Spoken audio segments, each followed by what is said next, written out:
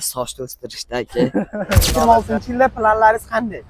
Xudo xohlasa 2025-yil mashina oldi. 2026-yil prava olsam bo'ldi. What? Omad, rahmat. Rahmat. 2026-yilda rejalaringiz qanday? 2026-yilga xudo xohlasa 25-yilda oxiriga Aha. 3 metrli animator ayiqlar, multfilm qahramonlarini olib kelganmiz.